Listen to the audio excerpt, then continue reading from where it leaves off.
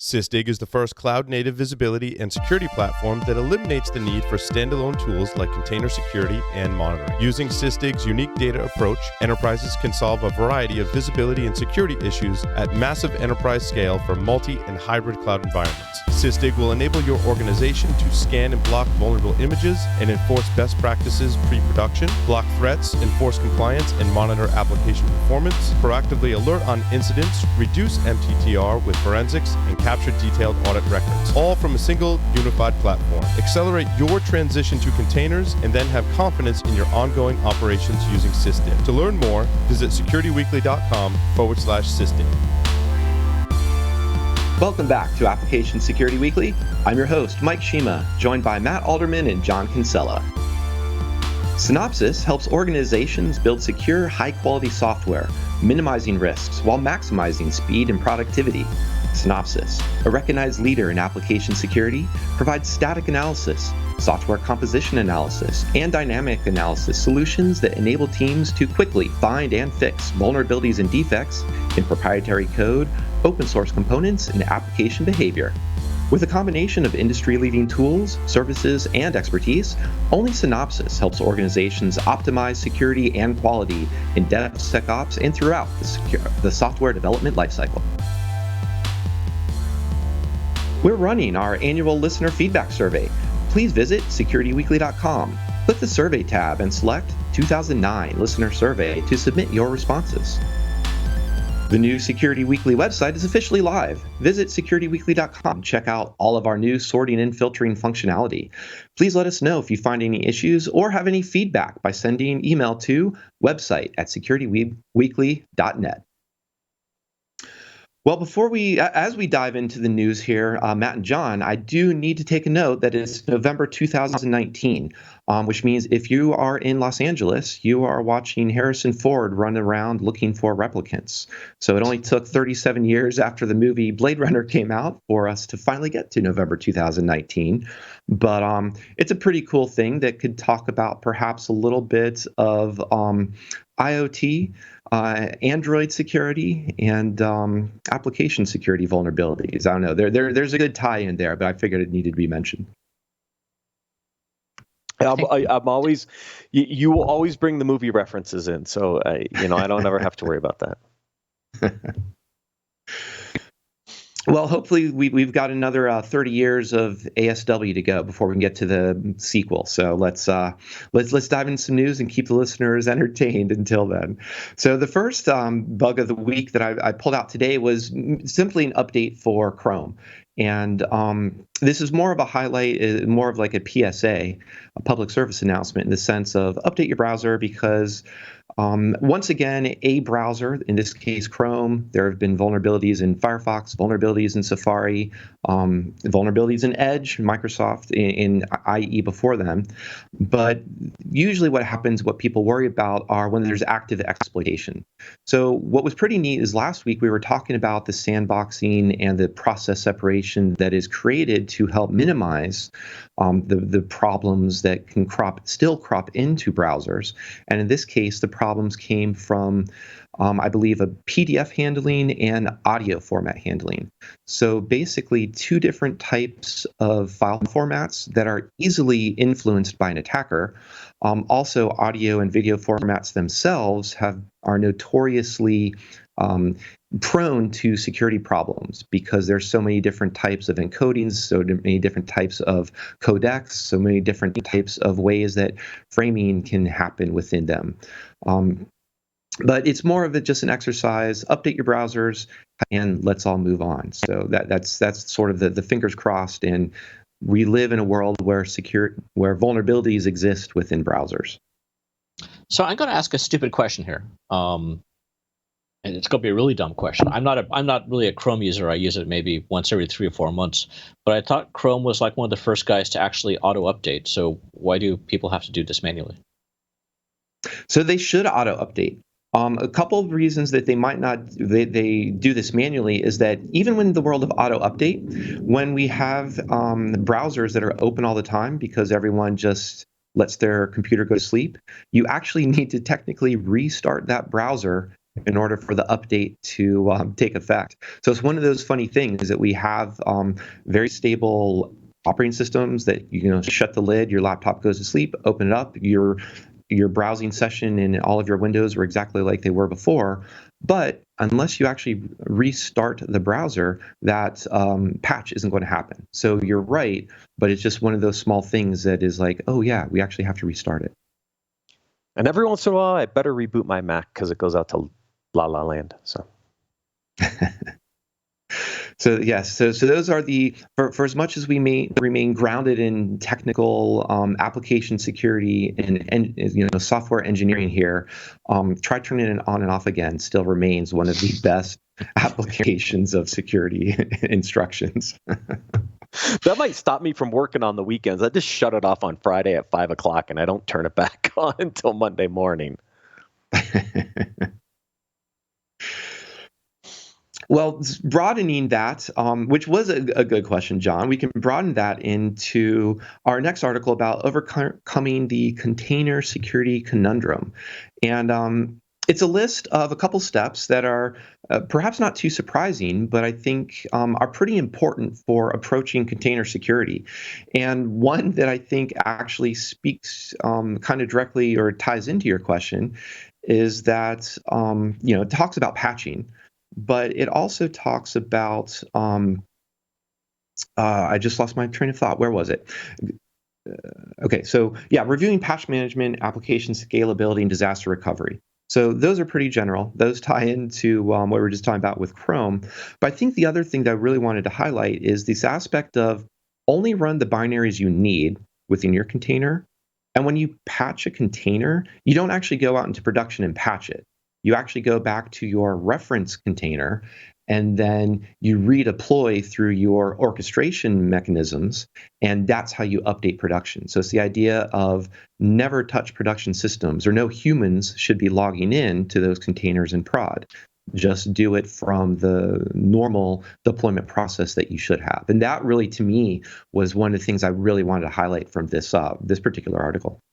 Yeah, I mean, the two kind of interplay with each other here is when you're out looking at the binaries that are in there, and if you need to patch one of those, you patch it part of your main container, and then you deploy that new container out, which is why immutable infrastructure is so cool. It also makes sure that from a disaster recovery perspective, you're using the latest container that you push, because if you start making edits in production and you end up with drift, when you go back to that source container, it's going to be out of configuration with any changes that you made in production. So these two kind of get tied together, I think, in a very important concept of patching is done as part of your CI/CD pipeline. And when you're not doing patching in production, you're doing the patch in development, then you're deploying that patch system to create this immutable component for disaster recovery purposes. Yeah, and doing that patching in development also means all of that patching and even those, oh, this is just a small fix type of attitude, that's all going to go through your testing as well. Because once you make that fix just to, just make it work, one of those challenges, one of those thoughts that we heard in our last segment, that type of attitude, maybe it just works, but there may be some follow-on consequences or some unforeseen consequences that you would have caught had you gone through the proper testing phases as well. Yep, agreed. But it's the last bullet point I like the most. Container images should operate without elevated privileges, i.e., no root. That's right. Don't give up root. I didn't want to steal your thunder, but I read that and I was smiling, hoping that would get spoken today. At least I'm consistent, if nothing else. You're consistent and people agree with you. This is even better. So it's actually taken a while for some people to get there, though. It's been funny is you kind of look at the history of what we've done with containers and the number of people that were just giving up privileges. It's just like it was insane. But yeah, a year plus later, I think we're finally to the point where people are like, yeah, we shouldn't give up elevated privileges, which means we don't give up root in these containers because it creates a new attack surface that it's hard to protect against. Yeah, and it speaks to that idea of we have, developers and DevOps changing behaviors and actually approaching their software stack in different ways. So they're still writing it perhaps in the same way, or maybe they're writing it in ways that they're releasing on 2-week sprints or releasing quickly. But the operations side, like that don't give up root and like saying, why do we have to run yet another agent on this? Or, am I really getting benefits out of this particular tool by giving it root privileges? Or am I really just expanding my attack surface? And going back to that idea of what you're kind of describing, let's talk about first principles. And maybe if we just start closing our attack surface, making these items immutable, it's going to have a lot of additional ancillary benefits that is not only going to be good for security, but help our disaster recovery as well. Right. So limit which binaries are in there only to the binaries you need. Make sure you don't have elevated privileges, and make sure that changes to those containers come from your CI/CD process where you can test all this stuff in advance, push it out there. Therefore, if there is an issue, you can push the next fix. Or more importantly, if the whole application comes down, you now have that immutable component to be able to bring that environment back up and running. So all these principles play off of each other. It's just, I think we got away from them in the early days of containerization, and we're coming back to really going, yeah, we got to go back to some of those first principles. One thing I wish Tim or any of these guys in this article had mentioned was automation.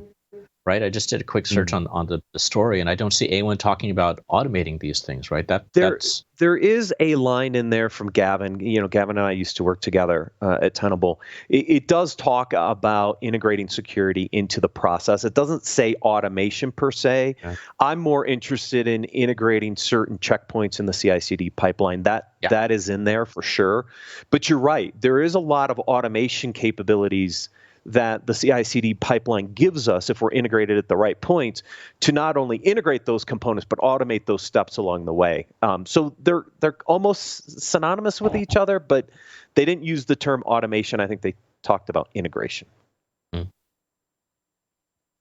it's definitely an important point to call out, because that leads us to our next article about responsibility of the cloud. And it's that idea of AWS has for a long time talked about that shared responsibility model. And even if we are a DevOps shop deploying to the cloud, we should have some automation, some integration to be able to manage and take responsibility for our containers. And that's what this next article is really talking about. And one of the aspects, as well as not even talking, or in addition to talking about the security, there was another paragraph that was talking about the research from Ponemon Institute that was saying only about 35% of businesses keep any kind of list of who they share sensitive data assets with. So I like the idea here that we're not only talking about responsibility for security, but responsibility for the data and being stewards of that data. I mean, where is it going? And do you even know that you're sharing it? Are you sharing it under, a good contractual terms? Are you sharing it under privacy-friendly terms? And are you sharing it in a way that can also be secured? Hopefully that changes a little more with CCPA, but that's a whole different show and topic. Whole different, January 1st is going to roll around, and we're definitely going to hope that it's more than 35% of businesses know where their data is, because it's pretty much, speaking of automation, it's pretty much a guarantee that all of the bug bounty and other hackers out there are running automation against Elasticsearch and S3 buckets to figure out where that private data is sitting. Exactly. And the reason I brought this article in is just because misconfiguration in the cloud is still a big component. In the premise of the article is the buck stops with you. It's not the cloud providers themselves. You have to validate the configuration of how you're setting up those services. And this is going to be something that we're going to continue to harp on for a while, because this is where we're seeing the attacks in the cloud. It's not the cloud provider's infrastructure per se, but it's the configuration of those services that are leading to a lot of these attacks. Yeah, absolutely. And then shifting gears, in the spirit of learning for developers, I did pull out, there's a recent PHP remote execution bug. So this one was in not in Drupal. So Justin, Dennis, Daniel, you guys are off the hook for this one. But I didn't put this into the bug of the week, but I put it down into the learning section because it's just a great way for any developer and if you're interested in security, read through to look how security vulnerabilities are come about. Meaning, there is a patch available now, so you can see the write-up to see how the researchers found this particular vulnerability, which funnily enough came out of a CTF exercise. It wasn't even a code audit, but they found this particular RCE. And what was neat is that you can also just read through what patches look like. So just seeing what insecure code looks like, and then looking at the diff to see how was that secured can also be kind of an educational exercise if you, as on the security team, want to take that to developers and say, would you have addressed this in a different way? Or would you have created a different type of patch? Or does this patch look sufficient?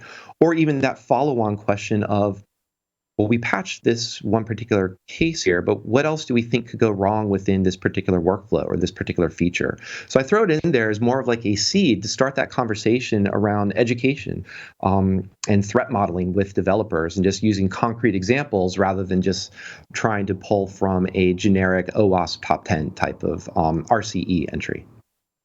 And this almost hits your buffer overflow because this was a buffer underflow. So we almost got your lovely bug in there. No path traversals this week. No path traversals, but it did get me. So I do love me some RegXs. So this was based on RegXs, or a problem, and the new line. So actually, the last week we talked about the state of software security from Vercode, and one of the things they highlighted, which I can't remember that I emphasize it too much, is CRLF injection. In other words, new line injection, and that in this particular case, this RCE took advantage of that %0A character, in other words, that new line. And the reason I'm going on this particular tangent is that in the world of HTTP, the new line character is kind of consequential, because if you can inject a new line, then you can start to potentially create custom headers. And those custom headers could be anything from a cookie to a X-forwarded for to a auth token to something else that could be pretty consequential in terms of a SSRF attack or an HTTP desync attack. So it's kind of hidden, it's hidden amongst the discussion of PHP and RCEs and the threat modeling I was talking about. But look around for those characters and how your regexes are anchored at the beginning and ending of lines, and whether or not those anchors actually take into account multi-line regular expressions or multi-line input.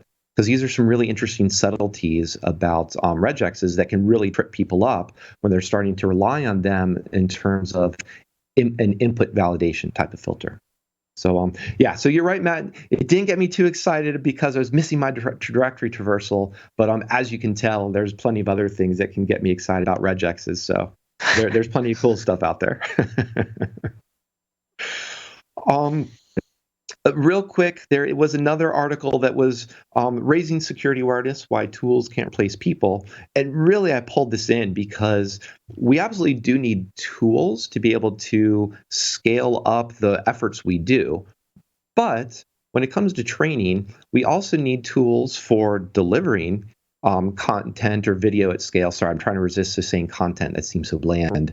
But we shouldn't be using tooling to deliver that monotone reading of bullet points. And that's what we were just seeing from our first segment, is that you can approach this from a sense of humor and a little bit of fear that's done in a fun way that sets that hook and then turns the tables and says, well, here's actually what we should be doing from a developer's perspective to fix something, or here's what we should be doing from the security perspective to explain a little bit better why these security problems come up and perhaps how they can be looked for from a fuzzing perspective or a manual analysis perspective, as well as making sure those fixes are deployed correctly. Yeah, I mean, obviously the first segment is a great tie into this on how to get people's attention to actually learn and bring that knowledge back and make it useful. The second thing here is, when we talk about security awareness tools, we know they're not overly effective because again, it's kind of just bullet points in most of these tools and tests, and then it's gone. Where I think we're going to see some changes is, when can I integrate the blinky lights in the different alerts into the applications that you're natively using. The reason I bring this up, we had a great conversation with Great Horn on the email phishing side, where their approach is actually to embed a lot of those blinky lights and stuff directly into your email system. So right on your client.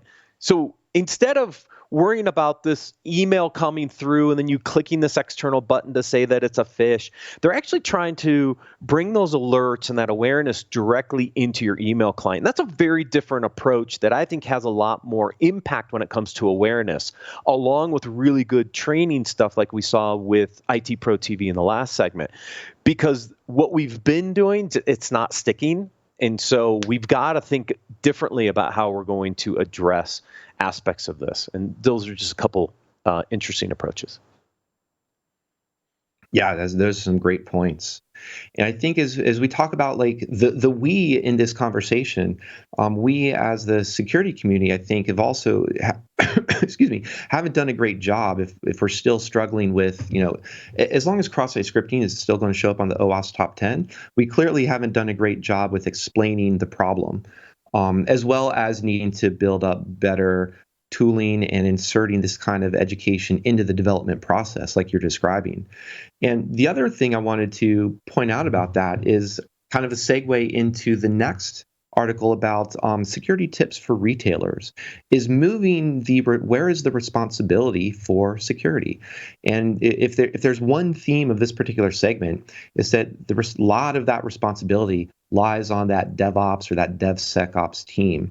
And I really like this article because we're going into the holiday season where people are going to be spending a lot more money online, doing a lot of shopping online. And rather than once again telling users how to protect themselves from websites that have vulnerabilities in them, this is actually talking to retailers about how to protect their websites to keep those vulnerabilities from getting into the app in the first place, as well as protecting their consumers from from attackers that are trying to exploit those vulnerabilities. And it just that kind of subtle differentiation of focus on audience, I just really liked. So let's get the people building the apps to take more responsibility, take more care about fixing their problems. So I had one pretty big problem with this application, and like the 8 or 9 points they have in here are all quite good. And this is it's sort of interesting to think about. So my big problem with this article, we're in November.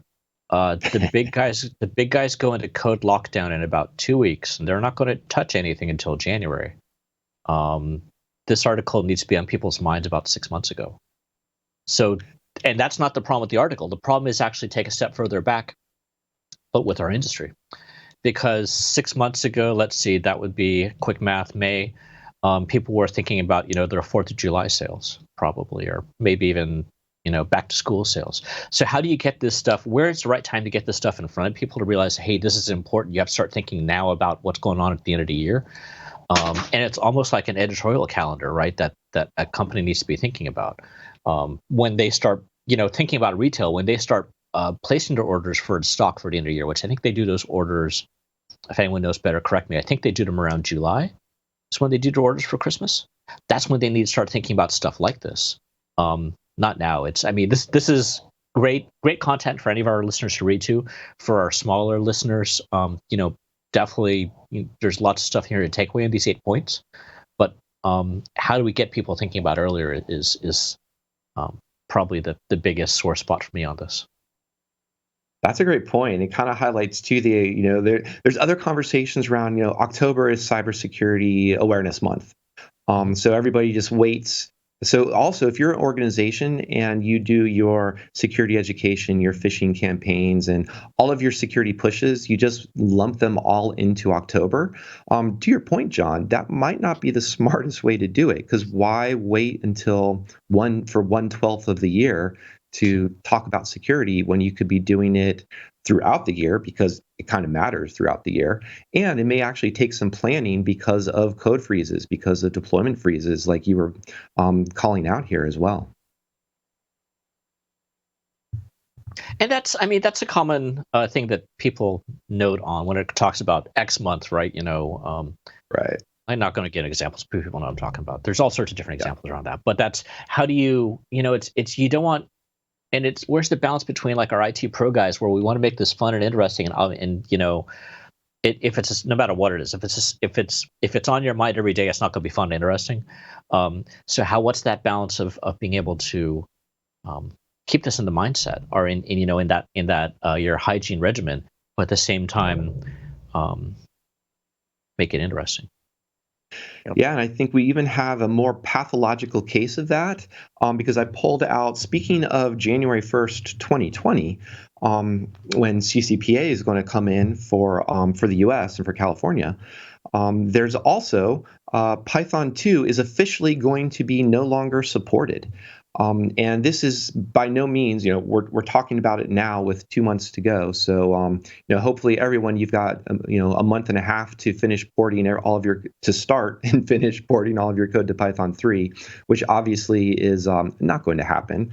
No. But this has been a couple years coming. So this doesn't come as a surprise, but it's one of those things that if we even extend what we were just talking about from an editorial calendar of month by month to year by year, and still seeing organizations dealing with legacy and tech debt from moving off of Python 2, it's clearly not a solved problem here in terms of pushing DevOps onto organizations, or perhaps better phrase is getting organizations to adopt a DevOps model that allows them to iterate a little bit more quickly and be able to respond and say, oh, this is actually going to be, this language version is going to be deprecated in a couple months or in a year or so.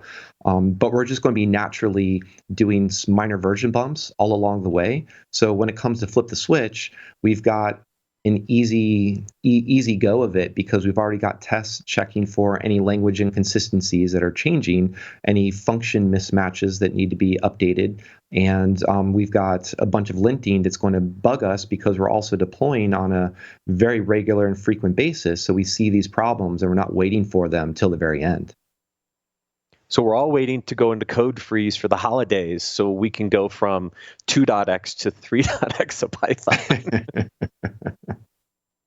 So including us, by the way. I mean, this is because I think we're 2.7 for our software. I know this is something Paul and I have talked about, right? We're trying to get some of those last fixes in, knowing that we've got to make this conversion. And I think a lot of organizations are like that. There are some changes when you go from 2 to 3 that have to be addressed. And so it's not as easy as a cutover as most people think. And so the question is, when do you tackle that technical debt? And it's probably over the holidays when we're not producing any shows. After a few glasses of eggnog. So it's funny, interesting to hear you guys saying that. So I've gone through over the last probably 6 weeks and migrated some of my code over to Python 3 and using some of the helper modules that are out there and helper utilities. And I found it to be a fairly easy process, but I think, it's a good example for folks that it's really going to vary from project to project, depending on what your code looks like, how easy that migration is going to be. Yeah, and they added some new capabilities. So do you use the old one? Do you use the new one? How much of that do you tackle now versus later? I mean, we did a technical segment on Thursday, and one of the issues was the way some of the string formatting changes were done in Python 3 versus 2. They added a new function. Depending on how you do it, it could create some issues and some security issues, both from a migration and a security perspective. So just things you have to think about, and just something that has to be tackled. And you've got to just kind of set your mind to it and say, look, we're going, and here we go. That'd be a good blog post or a session on as you migrate to a new language, new version of a language, what security vulnerabilities are you introducing? Mm-hmm. Yeah, I'm sure Paul can do that for us when he gets through the migration. We'll have him come and guest on this show since he hasn't been on it for a while, and have him educate us all on the 2 to 3 Python migration. Yeah, absolutely. Yeah, let's hear the pain of what that actually looks like, and what are the security assumptions that change now between those languages.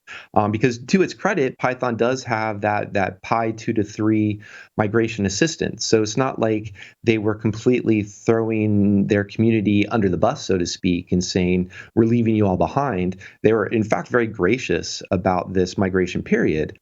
But at some point, there does need to be a hard cutoff so that people will actually make that change.